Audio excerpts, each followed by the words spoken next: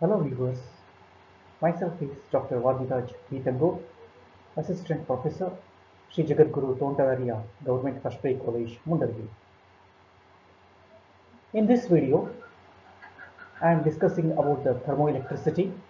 In that, this is 5th series lecture. It is for BSc program of Karnataka University Dharwad. Subject is physics, and for this 4th semester, and this is for the 5th session. Learning objectives of this session is to know the concept of thermoelectricity, to understand the concept of Thomson effect, experimental facts of Thomson effect, positive Thomson effect, negative Thomson effect, and Thomson coefficient. And session outcomes are perfect knowledge about thermoelectricity, clarity of Thomson effect, experimental verification of Thomson effect, knowledge about positive Thomson effect, negative Thomson effect, and Thomson coefficients.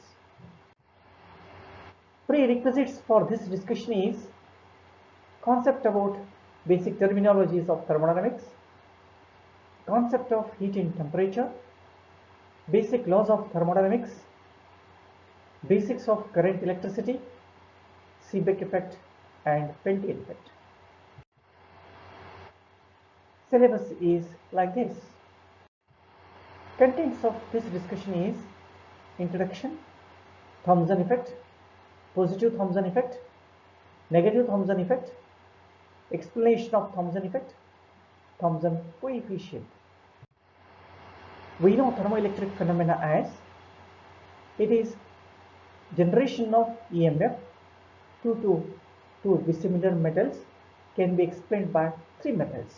One is Seebeck, other Peltier, one more is Thomson effects. So among that, Thomson effect is whenever a current flows through an unequally heated conductor, there is an evolution or absorption of heat takes place, also not only at the junctions but also takes place throughout the conductor. This effect is known as Thomson effect. Thomson effect is also reversible like a Peltier effect. Look here, there is a copper rod AB and C is a middle point. Heat the middle point C by using Bunsen burner.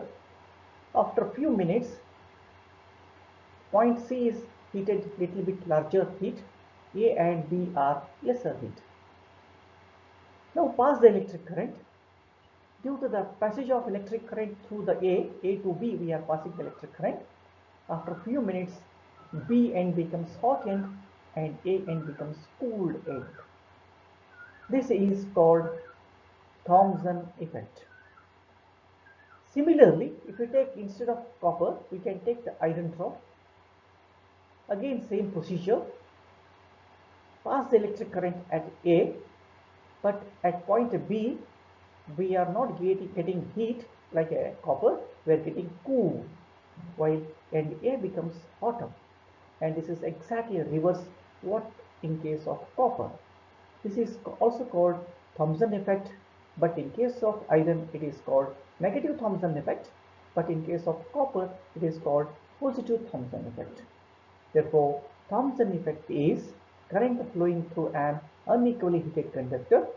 There may be a evolution or absorption of heat takes place, also not only at the junction but also takes place throughout the conductor. This phenomenon is known as Thomson effect, and if you reverse the flow of electric current, and hot end becomes cold end and cold end becomes hot end, and hence the phenomenon is reversible phenomena. Now, positive Thomson effect in case of copper. When no current flows through the points A and B, equidistant from C, temperature is same throughout the conductor. When current flows through A to B, then B shows suddenly higher temperature and A shows lower temperature. It means A to C heat absorbed while C to B heat evolved. This is known as positive Thomson effect. Similar effect is also observed in case of SB, AG, Zn, and CG. Negative Thomson effect. When no current flows through the points A and B, equidistant from C, temperature is same throughout the conductor. When current flows from A to B, then B shows suddenly lower temperature and A shows higher temperature. It means A to C heat evolved while C to B heat absorbed. This is known as negative Thomson effect. Similar effect is also observed in case of Pt, Bi, Co, Ni and Hg. Note, in case of lead, no Thomson effect is observed or it is nil. Hence, lead is used to form the thermocouple with other metals. Hence, Thomson effect is 0 in case of lead, that is Pb. Explanation of Thomson effect. When a metallic bar is unequally heated temperature, gradient is set up in that single bar. Naturally, the electrons in the heated parts of the conductor are more energetic than those in the cooler parts. Hence, the electrons move from hotter to the colder parts of the conductor, producing higher potential at the hotter portions and lower potentials at the colder portions. If the electric charge is sent through the conductor, work is to be done along the direction of the potential difference or opposite to it. As a result, heat is either absorbed or evolved due to the difference of the energies of the Thomson's EMF is produced. Next is Thomson coefficient. The Thomson coefficient sigma of a metal is defined as the amount of heat energy absorbed or evolved when a charge of 1 coulomb flows in the metal between the 2 points which differ in temperature by 1 degree Celsius. Heat energy absorbed or evolved is equal to sigma q joule. But if E volt be the Thomson EMF developed between these points, then this energy must be equal to EQ joule. Therefore, sigma q is equal to EQ or sigma is equal to E.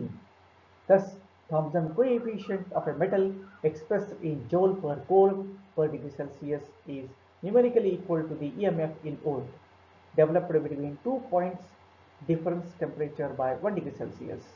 Hence, it may be expressed in volt per degree Celsius, and sigma is not a constant for a thing, and it is a function of a temperature. Note, Thomson coefficient is not a constant, it depends upon the temperature. Thomson coefficient is taken as positive for metals such as copper, antimony, where heat is absorbed in the metal by the flow of current from the cold to hot junction. It is negative for metals such as iron, bismuth, in which reverse effect is observed. For lead, Thomson effect is practically zero. So this is all Thomson effect. I am very much thankful for your patiently hearing my